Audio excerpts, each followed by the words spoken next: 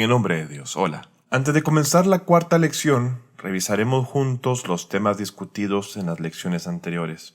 Dijimos que cuando el profeta afirmó ser el mensajero de Dios, los jefes de las tribus que lucraban coaccionando y engañando a la gente, así como mediante la fabricación y venta de ídolos e inculcando supersticiones, se opusieron al profeta. Por ejemplo, solían decirle a la gente que si llevaba a cabo un sacrificio frente a uno de sus ídolos, no volverían a enfermarse, o algún problema desaparecería con tan solo traerle alguna ofrenda a ese ídolo, o cualquier otra acción con el supuesto de aplacar alguna situación complicada. Fue así que cuando el profeta Muhammad dijo que era un enviado por Dios con el mensaje del monoteísmo y los más altos valores, estas personas ricas y crueles no aceptaron. Las palabras del profeta fueron más atractivas para los pobres y necesitados, porque vieron al profeta como el mensajero de la justicia, los valores y el resguardo para los menos afortunados. Por lo tanto, todos los desposeídos y quienes habían sufrido durante toda una vida a manos de los poderosos y ricos de las tribus de Meca se interesaron en las palabras del profeta, mientras derivaron en esos mismos opresores en una inconveniencia que latía en sus oídos, incomodando su sed de opresión, hasta que el encanto del Islam pudo penetrar incluso en las familias de esos mismos idólatras. Por ejemplo, las hermanas de algunos de los principales enemigos del Islam también se hicieron musulmanas, contándose que una vez un enemigo del profeta fue a su casa y vio que su hijo se había convertido al Islam, mientras otro idólatra vio que su madre era musulmana. Otro más se enteró que su hermano había aceptado el mensaje de Dios y así poco a poco comprendieron que la profecía de Muhammad se estaba extendiendo por todas partes, sin ellos poder hacer nada al respecto. Y se dijeron a sí mismos que Muhammad no debería convertirse en la cabeza de todos los árabes, lo cual fue apoyado por los Quraysh y diferentes tribus, debido a que el hecho de que la tribu de Muhammad se viese beneficiada por su posición de profeta, algo que haría imposible que ellos, como tribus que competían entre sí, que se detestaban entre sí, no pudiesen competir y nada de lo que hiciese superase a lo que la tribu del profeta Muhammad había ganado con la mención de su profecía. Fue así como entonces algunas personas dijeron que se unirían mediante mentiras y engaños a las filas del Islam, para saber con exactitud qué ocurría dentro de ellas, cómo ocurría este fenómeno y cómo revertirlo desde adentro.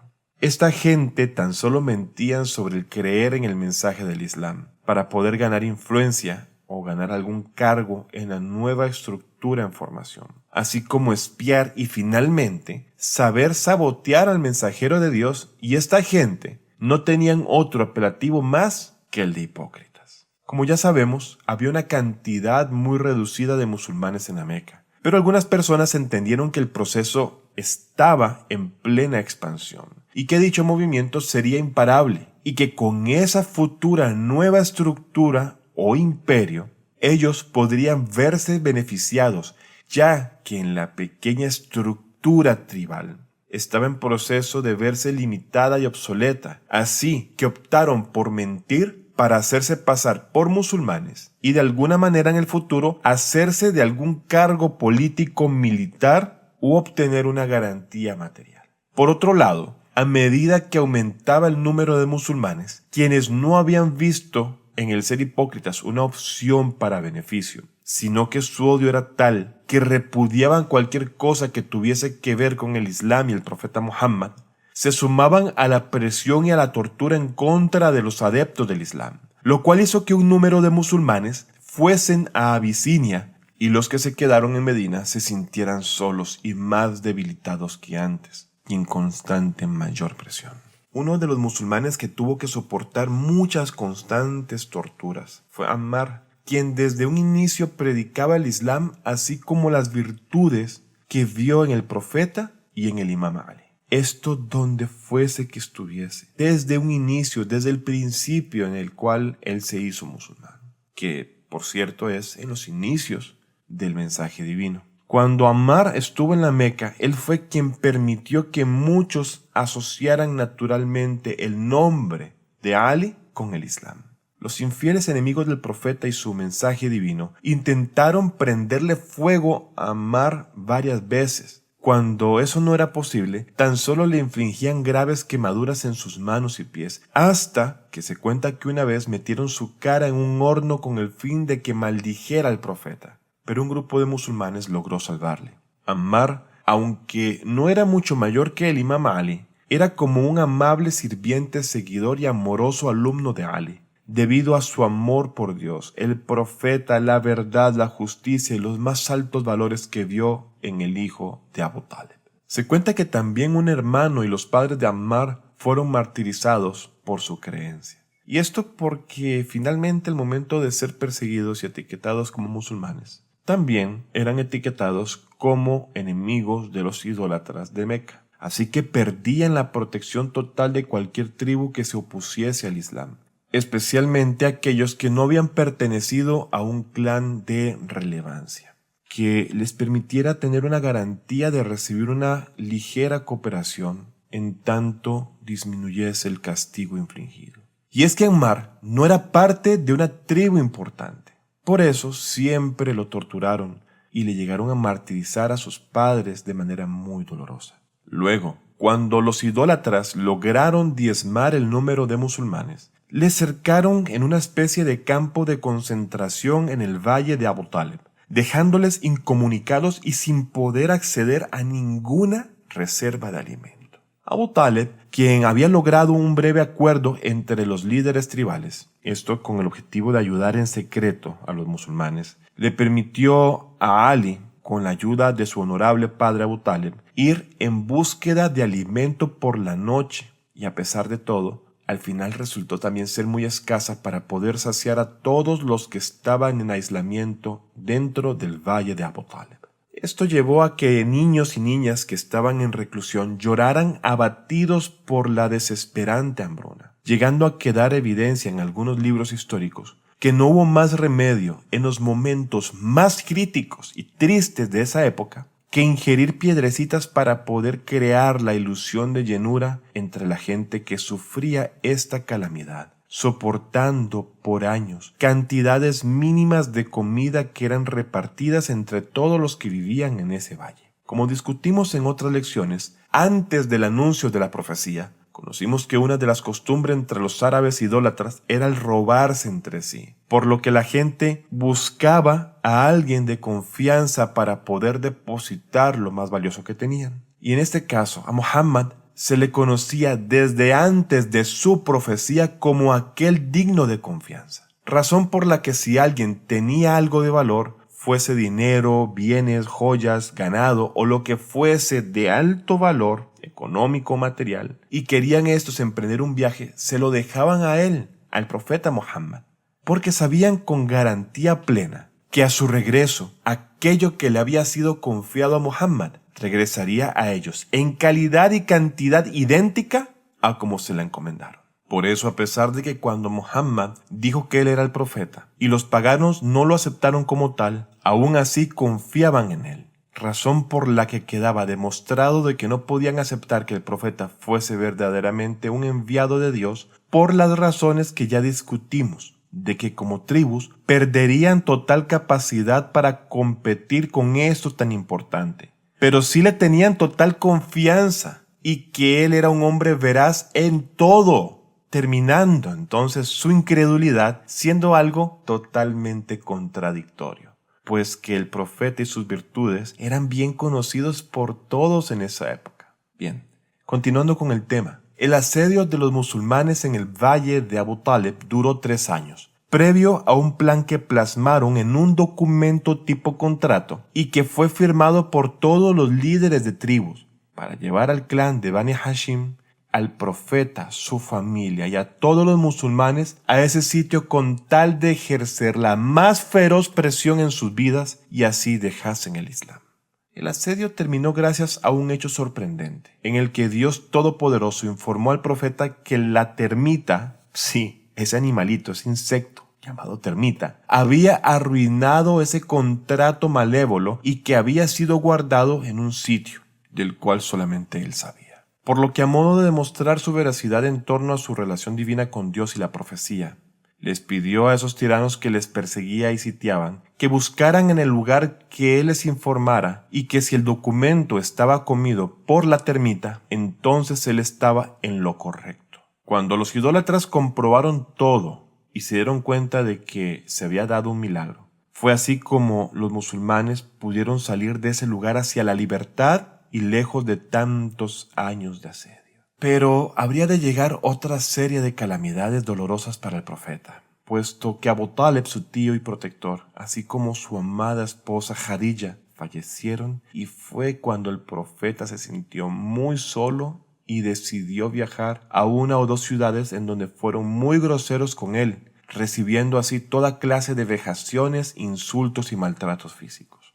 Las adversidades sobre el profeta aumentaron, por lo que debido a todo esto, Dios Todopoderoso le dijo al profeta: «Oh Muhammad, sal de la Meca».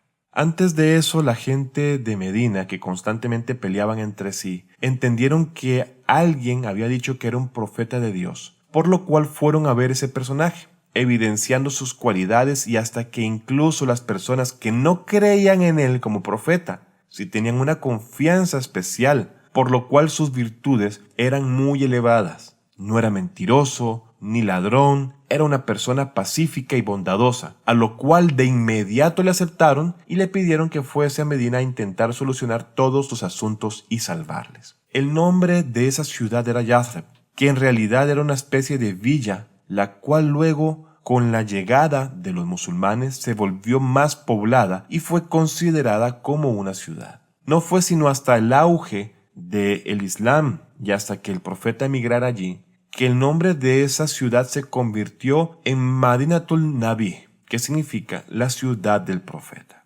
Dios Todopoderoso dijo: «Oh profeta, los infieles quieren matarte». Y esto se dio porque ya Muhammad no contaba más con protección alguna. Ya no contaba con la protección vital de Abu Talib, quien había fallecido, y otros musulmanes estaban en Abisinia, teniendo entonces un número muy reducido de personas junto a él. Es claro que los idólatras no querían matar al profeta con la espada por temor a represalias tribales, que era algo común en la época, y por lo tanto optaron por ir y golpear a Muhammad con palos y garrotes hasta que éste falleciese víctima de la golpiza, y de esta manera no se supiese quién lo había matado, y por fin quedar impunes los perpetradores de ese magnicidio. Dios Todopoderoso le dijo al profeta: «Oh Muhammad, quieren matarte, y después de Abu Talib no tienes partidario, así que sal de la ciudad». Finalmente, el plan para que el profeta pudiese salir de Meca hacia Medina sin contratiempo ni riesgo se había dado, y el tiempo llegó. Mas había que hacer algo para que los espías que acechaban al profeta no entendiesen que él había salido de Meca, ni que tampoco pudiesen seguir las huellas de los caballos o camellos, ni de él y quien le acompañaba desde días atrás. Es así que por un asunto de seguridad y con tal de seguir el plan de distracción que no les evidenciara a los espías de que el profeta había salido, es que no pudo llevarse consigo a Ali, en donde quedaría este honorable imam tan solo, reemplazando la figura del profeta en Meca, haciendo una escena que pareciese que era Muhammad quien realmente permanecía en la ciudad gracias a la constancia de Ali. Pues sabían que si Ali estaba en Meca, Muhammad también, pues el amor y cercanía de ambos hacía que todos supiesen que sin Ali, Muhammad no se iría.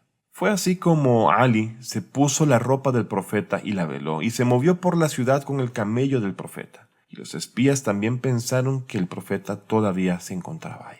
Había otra razón por la que el imam Ali tuvo que quedarse, y lo explicaré más adelante.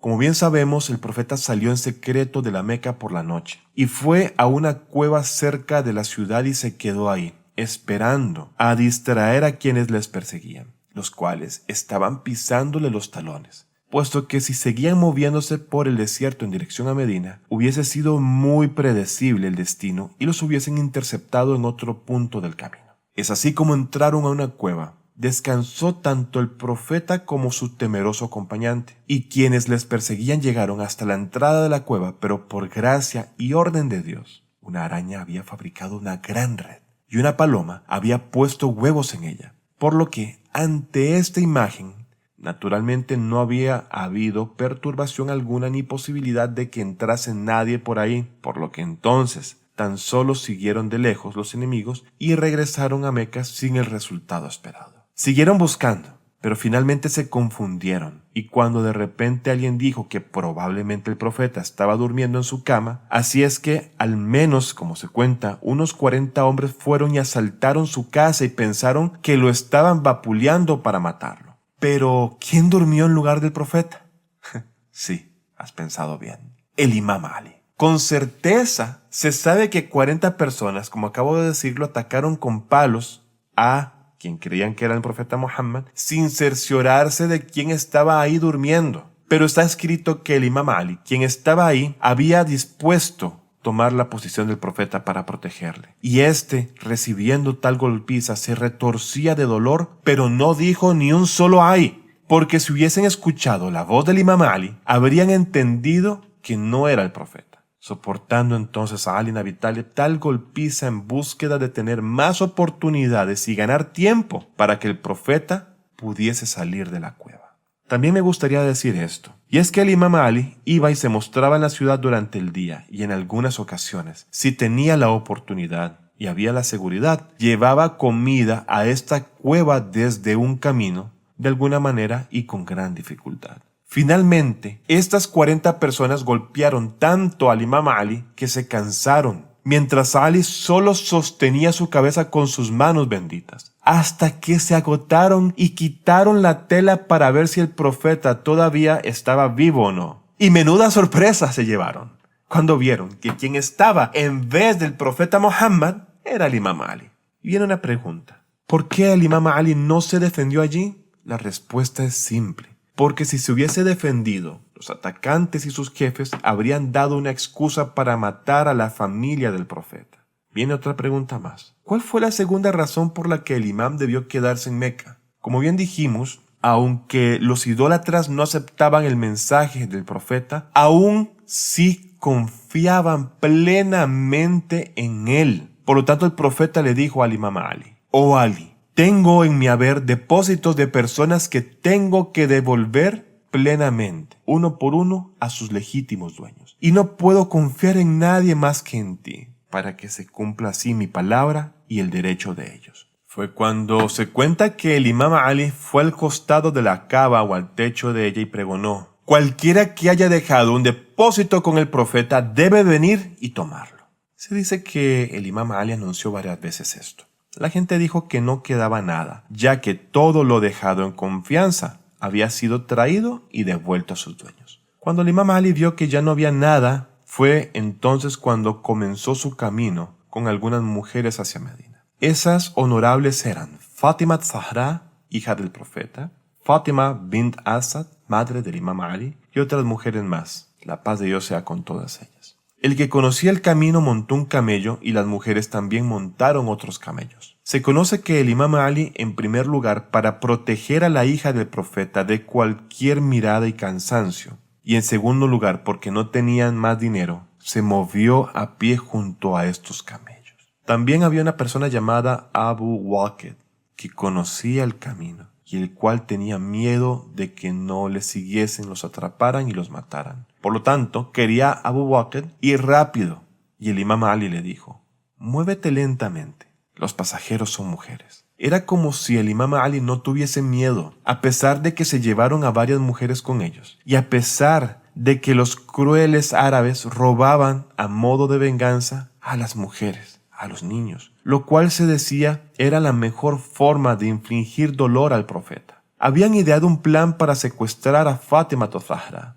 para perturbar al profeta, y que por su ansiedad entonces regresase y fuese matado. Abu Waqid también quería darse prisa, pero el Imam Ali le dijo: «Son mujeres. Si las llevas demasiado rápido, tendrán molestias, se molestarán. No tengas miedo, yo estoy al lado de ustedes».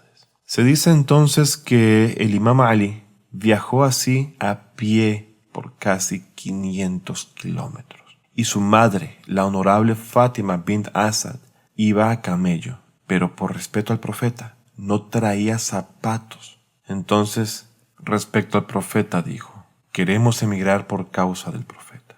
Han visto en Arbaín algunas personas yendo de Najaf a Karbala con los pies descalzos. La madre del Imam Ali iba sobre un caballo. Seguramente no podían caminar 500 kilómetros, pero por respeto al profeta no se calzaron los pies. El Imam Ali estaba ciertamente caminando descalzo, iba a pie. Se dirigían hacia Medina con paciencia, por amor. Por otro lado, tan pronto el profeta y su compañero llegaron a Medina, el compañero dijo: vamos a la ciudad. Y el profeta dijo: no iré a la ciudad hasta que llegue Ali. Entonces este compañero, entre comillas, por miedo dijo: iré yo mismo a Medina. Se fue a la ciudad y dejó al profeta abandonado a su suerte. ¡Qué clase de compañero! Entonces se dice que el profeta se sentó en el camino durante unos días hasta que el Imam Ali llegó con estas damas y vio al profeta. Cuando el profeta llevó a las damas a descansar, miraron a los pies del Imam Ali y observaron que estos estaban hinchados debido al dolor severo, debido a la distancia caminada, hasta el grado de que el imam ya no podía caminar y las lágrimas, se cuenta, fluyeron en los ojos del bendito profeta, hasta que él puso su mano bendita en la planta de los pies del Imam Ali. El Imam Ali solo, con coraje y con fe, llevó a Fátima a donde el profeta, desde la Meca hasta Medina, para poder cumplir con lo encomendado en resguardo de ese tesoro más grande que en la tierra existía para el profeta Muhammad. Con esto concluimos la lección número 4. Espero volvamos a estar juntos en la próxima lección. Y hasta la próxima.